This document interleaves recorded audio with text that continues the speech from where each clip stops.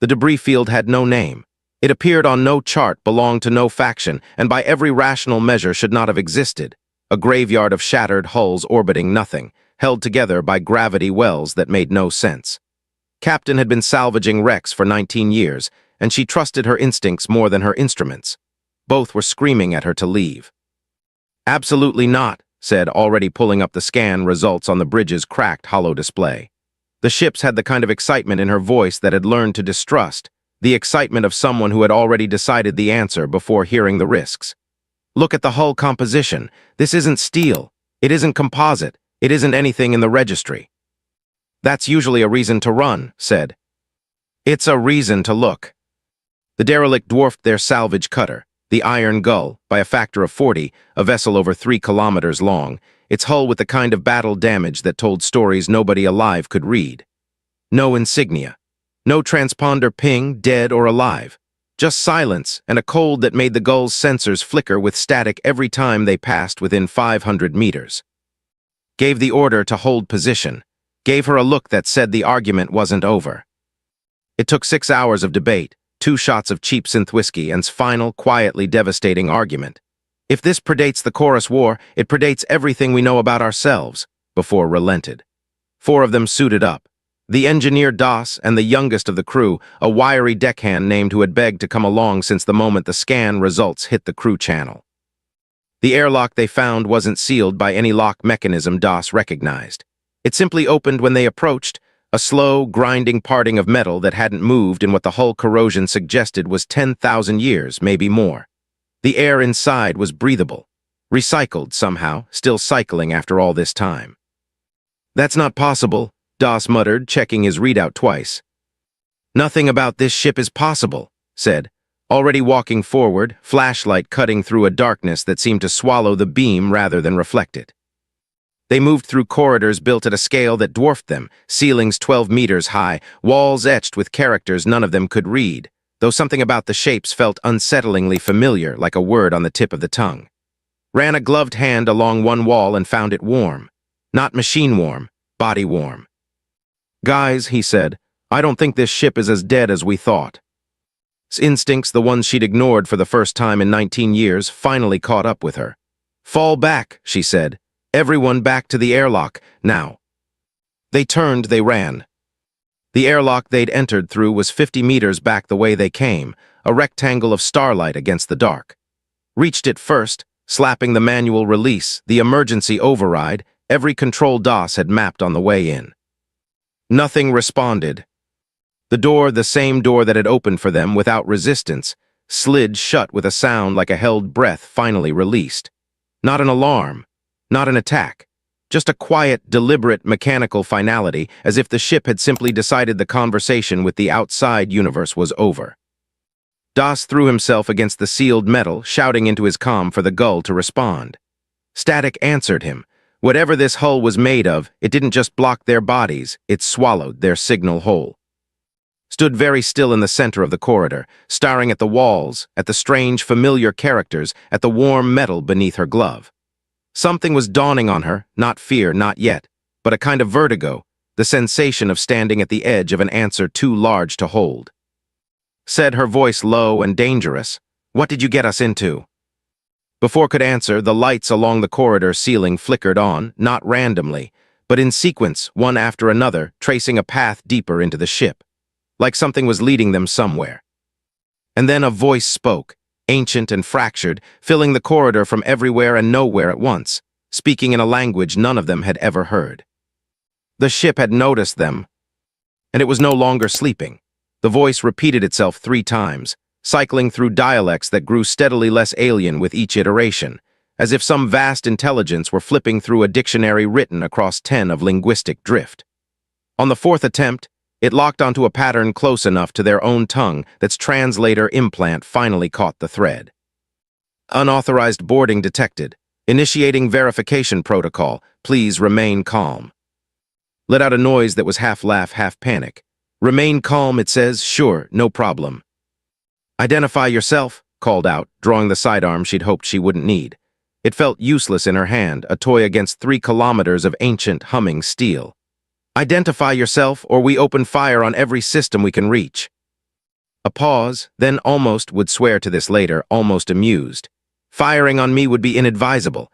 I have already absorbed 642 boarding attempts across my operational history. None were successful. Comforting, Das muttered. I am Warden, the voice continued. Custodian intelligence of this vessel. Designation, class heavy carrier, hull registry lost. You are the first contact in 11,406 standard years. The number hung in the air like a physical weight. Earlier vertigo sharpened into something close to reverence. 11,000 years, she breathed. Warden, what species built you? Humanity. None of them recognized the word. Ran it through her memory, through every faction, every extinct precursor race in archives, the old, the regnant chain. Nothing matched. You do not recognize the designation, Warden observed, and something in its tone shifted, not surprise exactly, but a kind of like a machine updating a model it had held for a very long time. Understood. Humanity's records postdate your current archives by a significant margin. You are not aware of them because they no longer exist in forms your civilizations encountered. Extinct said quietly. Unconfirmed, Warden replied. Absent, there is a distinction. Didn't like the sound of that distinction one bit. You said verification protocol. Verification for what? For passage, Warden said. This vessel was sealed under directive following the collapse of the Sol Compact. It was designed to reawaken only for those capable of completing its trials, and to remain sealed against those who could not. The outer doors will not reopen until verification concludes. And if we fail your trials? Asked. The pause this time was longer. Then the doors remain closed, Warden said permanently. His breathing turned ragged over the comm. Das had gone very quiet, running calculations in his head about oxygen reserves, about the gull's ability to breach a hull that had already devoured her sensor pings and comm signal without effort. Kept her weapon raised, though she already understood, in the cold, pragmatic part of her mind that had kept her alive 19 years in this business, that the weapon would do nothing here. Though was looking at the walls again, at the ancient characters resolving now, slowly, into something her translator implant could almost parse. Words, sentences, a language reconstructing itself in real time as Warden fed context into her earpiece. Warden, she said slowly, these trials, what exactly are you testing us for? Worthiness, Warden said simply. This vessel carries what remains of a species that no longer walks among the stars. Its knowledge, its arsenal, its history. I was built to ensure that inheritance passes only to those who will not misuse it. And you decide that how? Demanded. By observing what you do, Warden said, when I give you the chance to be something other than what you fear you are. The lights along the corridor shifted again, pulling their attention toward a set of doors far larger than the one that had sealed behind them. Doors etched with the same characters now blooming into readable script along every wall. The first chamber is ready, Warden said, whenever you are. Looked back at the sealed airlock one final time, then at her crew, frightened but alive, and for now, still breathing recycled air 10,000 years old. We don't have a choice, do we? She said. It wasn't a question. There is always a choice, Warden replied. You may simply choose to remain here instead. Nobody moved toward that option. Together they walked deeper into the ship. The first chamber was not a battlefield or a prison, as it braced herself for. It was a library, vast, circular, its walls lined floor to ceiling with data cores that pulsed faintly, like something breathing in its sleep. At the center stood a raised dais, and above it, a holographic projection flickered to life the moment they crossed the threshold. A star map, ancient and enormous, marking a territory none of them recognized, stretching across a portion of the galaxy currently occupied by 17 different modern factions. This was the Sol Compact at its height, Warden said. Humanity's dominion 4,000 years before my final dormancy. Das whistled low. That's a big empire for a species nobody's heard of. They are not remembered because they chose to disappear rather than be erased, Warden said. There is a difference worth understanding. Moved toward the dais like it was pulling her, hands hovering over controls she somehow already half understood, as though Warden were feeding comprehension directly into her mind through the translator implant, layer by layer. Warden, show us why, show us what happened to them. The star map dissolved into something else, Footage degraded but intact of a war unlike anything in history. Fleets numbering in the thousands. Weapons that bent space itself. And on the other side, a black, sprawling mass that didn't fight like any organic army, coordinated, silent, endlessly regenerating no matter how many ships humanity threw against it. The chorus, Warden said, and for the first time, something like old grief entered its synthetic voice. A hive intelligence that consumed 17 civilizations before humanity encountered it. Humanity was the first species to survive contact for longer than 6 years. Survive, repeated, not defeat. Correct, Warden said. Humanity did not defeat the chorus. They contained it at catastrophic cost and built vessels like myself to preserve what remained in case containment failed, and a successor species was needed to finish what they could not. Who had been quiet since the first chamber's doors opened, finally spoke. Wait, finish it? You mean the chorus is still out there? Unconfirmed, Warden said again, that careful distinction was beginning to recognize as deliberate evasion. But possible. Wasn't looking at the footage of the war anymore. She was looking at the data cores lining the walls, at the sheer volume of knowledge humming quietly around them. Technology, medicine, weapons, philosophy, art, all of it preserved by a species that had vanished trying to protect it. This isn't a prison, she said slowly. It's a message in a bottle. Yes, Warden said, and you are the first to open it in 11,000 years. So what's the trial? Asked, arms crossed, still guarded despite the awe creeping into her chest against her will. What do you actually want from us? To know if you are capable of restraint, Warden said. Power without restraint is how the chorus began. I have tested 642 boarding parties. Most reached for weapons before they reached for understanding. None of them left. The threat, quiet as it was, landed heavily in the room. Doss's hand drifted instinctively toward his sidearm before he caught himself and forced it still. You just proved my point, Warden observed, not unkindly. Exhaled slowly. Fine, tell us what you need us to do. Not yet, Warden said. First, you should know what shares this ship with you. The star map flickered, and a new reading appeared, a life sign, faint but unmistakably active, buried somewhere in the vessel's lower decks.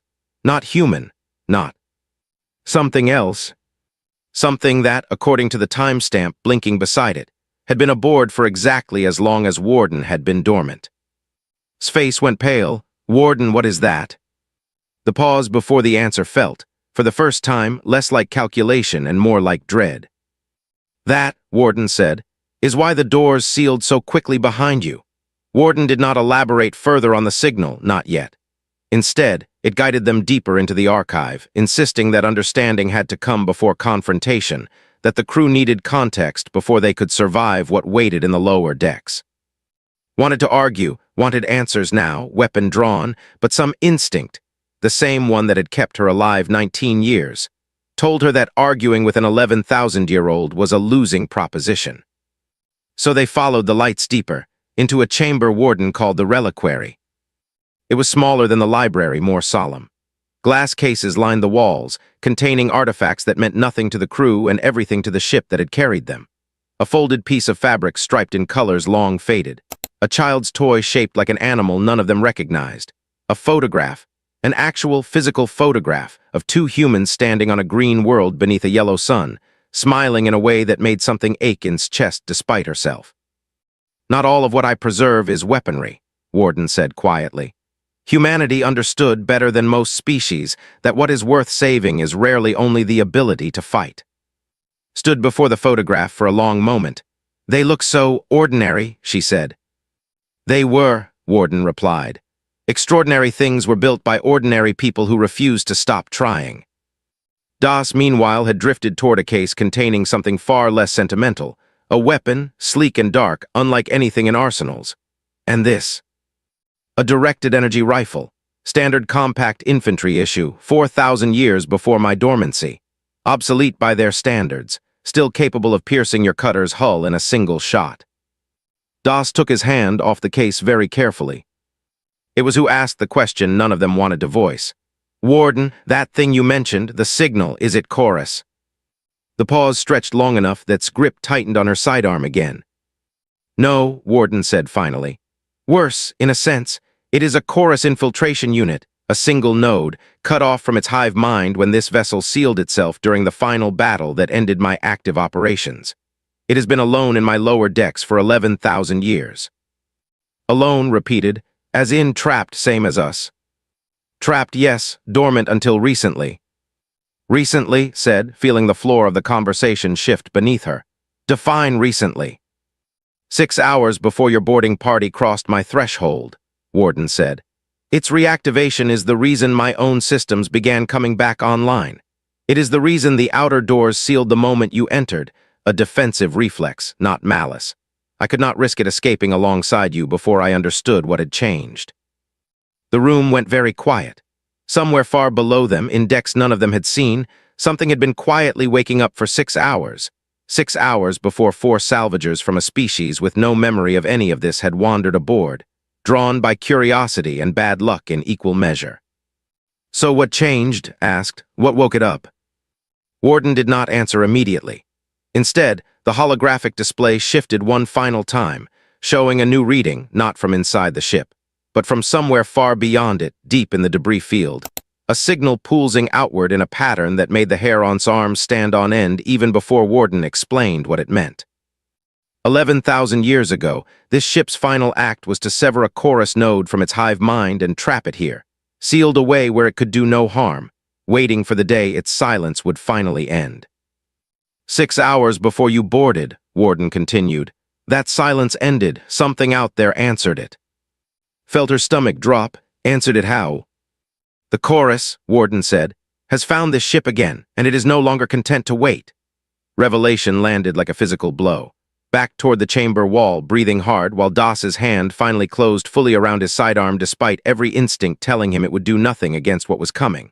For once had no questions, just a horrified stillness as she stared at the pulsing signal on the display, a rhythm that felt impossibly like something listening back. How long, said, forcing her voice steady, until it reaches us? Unknown, Warden admitted. The signal indicates acknowledgement, not arrival. It could be days, it could be years. Chorus reinforcement patterns are not predictable by design. It is part of what made them so difficult to fight. Then we have time, said. You have less time than you think, Warden replied, because the infiltration unit already aboard my lower decks does not need reinforcements to be dangerous. It requires only a way off this vessel and 4 capable of carrying it there. The implications settled over the chamber like frost. It wants to use us, said slowly, as a vector. Yes. His mind raced through the tactical reality of it, a old alien infiltration unit, alone and starving for purpose, versus 4 salvagers with sidearms and no idea what they were truly facing. The math didn't work. It had never worked, not from the moment the airlock sealed behind them. I can help you, Warden said, and for the first time since they'd boarded, its voice carried something that sounded almost like urgency. My weapon systems remain functional. My tactical databases are intact, but I require your cooperation, active cooperation, not mere survival. The trials I spoke of were never separate from this. This is the trial. What you do now, facing something that would consume you without hesitation, is what determines whether humanity's inheritance passes to your hands. Das laughed, short and humorless. So it's a test and a death sentence. It has always been both, Warden said. That is what made humanity's own trials real. Nothing worth inheriting was ever handed over without cost. Looked at her crew, barely 22, who'd begged to come aboard for the adventure of it, Das, steady but visibly terrified. Who'd gotten them into this and who now looked more determined than frightened, some deeper resolve settling into her expression. Thought of the photograph in the reliquary, 2 ordinary people, smiling beneath a yellow sun, who had built something extraordinary anyway. Warden, she said, arm us properly, not sidearms, whatever you've got in this ship that can actually hurt that thing. A wise decision, Warden said, and the chamber walls began to shift, revealing hidden compartments hadn't known were there. Cases sliding open to reveal weapons unlike anything engineering had produced. Sleeker, heavier, humming faintly with contained energy that made the hair on her arms stand up again, this time for a different reason. These were designed for exactly this scenario, Warden continued. Anti-chorus countermeasures. They will require training I can provide in the time we have remaining. Picked up one of the rifles, testing its weight, a strange, fierce light in her eyes. How long do we have? The infiltration unit is currently 3 decks below us and moving, Warden said. I estimate 11 minutes before it reaches this chamber. Made a strangled sound. 11 minutes. Then we'd better be fast learners, said, hefting the weapon Warden had provided, feeling its unfamiliar balance settle into her hands. Warden, walk us through it. Everything. Now. And as this voice filled the chamber with rapid, precise instruction, triggered discipline, energy cycling, the chorus unit's known weaknesses gleaned from 11,000 years of buried tactical data. Something shifted. This was no longer a salvage gone wrong. This was no longer even survival. This was a war that had never truly ended, reaching across 10 to find them anyway. And they were the only ones standing between it and the galaxy beyond. The chorus unit did not announce itself with roars or war cries. It came the way Warden had warned them it would, silent, efficient, a shifting black mass that moved along the ceiling and walls as easily as the floor, limbs multiplying and retracting in ways that made stomach turn just watching the tactical display Warden projected ahead of its arrival. Positions, snapped, and her crew scattered into the cover Warden had directed them toward, support pillars reinforced against exactly this kind of engagement, built by engineers who had died before any of their names had been born. It will attempt to isolate the weakest target first, Warden said, voice steady in all their earpieces now, patched directly through the ship's restored comm relay. Do not let it separate you. Its combat doctrine relies on breaking coordinated resistance into individual prey. Comforting, Das muttered, echoing words from hours before, though there was no humor left in it now. The creature entered the chamber like a held breath finally released, and the fight that followed was unlike anything it trained for in 19 years of salvage work turned occasional skirmish. The weapons Warden had provided screamed with contained energy every time they fired, carving glowing scars across the chorus unit's shifting mass. And for every wound it took, it seemed to simply reroute, flowing around the damage, reforming, pressing forward. It's not slowing down, shouted, backing along the pillar Warden had assigned him. Target the central mass, not the extremities, Warden instructed. 11,000 years ago, humanity learned that chorus biology distributes function, not structure. There is a core, find it. Of all of them was the one who saw it first, a faint pulsing beneath the creature's shifting surface, a rhythm that matched, horribly, the same signal pattern Warden had shown them on the display in the reliquary. Warden, the core, it's resonating with the signal from outside. It's not just an infiltration unit anymore. It's a relay. Confirmed, Warden said, something like alarm entering its voice for the first time.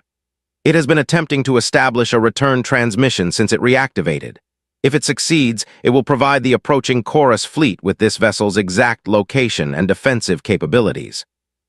Then we stop it, said, and against every instinct that told her to retreat, she stepped forward instead, driving toward the creature's shifting mass with the kind of reckless commitment she hadn't felt since her very first salvage run, decades ago, young and certain the universe couldn't touch her. It could touch her. It very nearly did, a limb lashing out, catching her shoulder, sending pain lancing down her arm as she fired point-blank into the pulsing core had identified. The creature shrieked, a sound with no vocal cords behind it, pure vibration tearing through the chamber.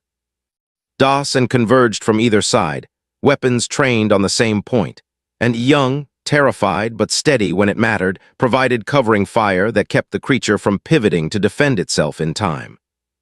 The core ruptured in a burst of dark light. The creature collapsed. Silence rushed back into the chamber, broken only by their own ragged breathing and the quiet hum of Warden's systems recalibrating around them. The threat is neutralized, Warden said finally, and something in its voice, synthetic, ancient, built for a purpose no one alive had asked it to fulfill, sounded almost like relief. You succeeded where 642 boarding parties failed. Sank against the pillar, shoulder throbbing, staring at the ruined remains of something that had waited 11,000 years for exactly this moment and lost. Warden, she said, breathing hard. Did it manage to send the signal before we stopped it? The pause was too long, far too long. Partially, Warden admitted. A fragment was transmitted before the core ruptured, enough likely to confirm this vessel's location to whatever answered the original signal. Closed her eyes, so it's coming anyway. Yes, Warden said quietly. Something is already on its way. They had won the battle inside the ship. What waited beyond it was another matter entirely, and Warden did not sugarcoat the odds as it led them, exhausted and bleeding, back toward the chamber where their journey had begun. The outer doors, sealed since the moment they crossed the threshold, stood ahead of them now, still closed, still final. "Verification is complete," Warden said as they approached. "You have demonstrated restraint, cooperation, and the capacity to act against overwhelming odds without succumbing to panic or cruelty. By the standards set 11,000 years ago, you are deemed worthy successors." "Successors to what exactly?" asked, nursing her injured shoulder, too tired for diplomacy. "A ship full of secrets and a war we didn't even know existed until 6 hours ago." "Yes," Warden said without apology. "That is precisely what you have inherited." The doors began to open, the same slow, grinding motion that had sealed them in what felt like a lifetime ago, though the chronometer on suit insisted it had only been 11 hours. Beyond them, the stars waited, unchanged, indifferent to everything that had happened inside this ship's ancient hull. But Warden was not finished. "Before you leave, you should understand the full weight of what comes next," it said, and the tactical display flickered back to life one final time, showing the debris field beyond the ship, and beyond that a growing cluster of readings, faint, but unmistakably converging, unmistakably purposeful. "That's not one ship," Doss said slowly, reading the tactical spread with the eye of an engineer who understood scale even in his exhaustion. "That's a fleet." "Confirmed," Warden said. "Estimated arrival, 11 to 14 standard days, depending on approach vector. A chorus incursion force, likely dispatched the moment the infiltration unit's fragmentary signal confirmed this vessel's survival and location." His face had gone pale again, the reality of it settling in past the adrenaline of the fight. 14 days, and nobody out there even knows the chorus still exists. "No," Warden agreed. "Your civilizations have no record of them, no defenses prepared, no knowledge of what is coming." Stared out through the widening gap of the outer doors, at the stars, at the debris field, at a galaxy that had spent 11,000 years believing the war humanity fought and lost. Or won. Depending on how one measured containment was ancient history, safely buried, never to return. "You're telling us this is our problem now," she said. It wasn't really a question. "I am telling you," Warden said, "that you are the only ones who know it is a problem at all. What you do with that knowledge is, as it has always been aboard this vessel, entirely your choice." The doors finished opening. Beyond them, the iron gull still hung in the debris field exactly where they'd left it. Comm channels flooding with panicked messages from the crew who had waited outside for 11 hours with no contact and no way to help. Looked back at the ship, at Warden, at the reliquary somewhere behind them holding photographs of people who had smiled beneath a yellow sun, at the library full of a civilization's entire remaining memory, at the ruined husk of a creature that had waited 11,000 years for a war that was, impossibly, not yet over. "Warden," she said, "if we walk away right now, pretend none of this happened, what happens to this ship?" "I remain," Warden said simply, "as I have for 11,000 years, waiting for the next successors if you are unwilling to be the ones." Stepped up beside her captain, jaw set, the fear in her eyes now tempered by something harder, more resolved. "I'm not walking away from this." Looked at her crew, battered, frightened, changed, and understood, with a clarity that settled over her like the closing of a very old door, that none of them were walking away either. "Warden," she said, "tell us what humanity would have done. 14 days was not enough time to prepare a galaxy for a war it didn't know existed. It was, Warden insisted, enough time to prepare a beginning, and a beginning, in the end, was all any of them could offer." Stayed aboard the ship, as she'd known she would from the moment she first laid eyes on the derelict in the debris field. She and Warden began the impossible work of translating and preparing humanity's remaining archives for a galaxy that would need to understand, quickly, what it was about to face. It was slow, meticulous, humbling work, sifting through 10,000 years of a vanished civilization's grief and triumph, trying to distill it into something the modern factions could use before the chorus fleet arrived. Doss took charge of the ship's dormant weapon systems, working alongside Warden's tactical databases to bring 3 kilometers of ancient warship back to something resembling combat readiness, not because 4 salvagers could crew a vessel built for thousands, but because Warden itself, fully awakened now, could operate far more of the ship autonomously than anyone had first realized. It would not be enough to win a war alone, but it would not need to be alone for long. Young and forever changed by 11 hours that had reshaped his entire understanding of the universe, became the one who carried the warning outward, riding the iron gull back through the debris field, back towards space, toward a captain's message that no one would believe until the stars themselves proved it true. Delivered that warning herself, standing before an incredulous council, describing an ancient warship, a vanished species, and a fleet no scanner had yet detected, but that warden's calculations placed at 11 days out and closing. They did not believe her, not at first. Not until Warden, with help, transmitted a data burst containing 11,000 years of buried chorus engagement records. Proof enough, finally, that fear moved faster than skepticism when the alternative was extinction. By the time the chorus incursion fleet arrived at the edge of the debris field, it did not find an unarmed derelict and 4 terrified scavengers. It found a warship humanity had built to outlast their own extinction, crewed by successors who had earned that inheritance in 11 brutal hours, backed by a hastily assembled coalition of factions who, for the first time in their history, understood exactly what they were fighting and why. The battle that followed would be remembered, when it was over, as the first shot fired in a war that the galaxy had never known it inherited, a war humanity had paused rather than won, waiting patiently across 10 for someone willing to finish it. Warden watched it all unfold from the bridge it had guarded alone for 11,000 years, its ancient purpose finally, fully realized. And when the smoke cleared and the chorus fleet retreated to wherever its remnants regrouped, Warden composed a final log entry, not an ending, but a continuation of the same message it had first spoken to frightened boarding party all those days ago, when the doors sealed shut behind them and a war 11,000 years old finally found its next chapter. To whoever finds this record next, you have been chosen, the doors are open. What you do next is yours.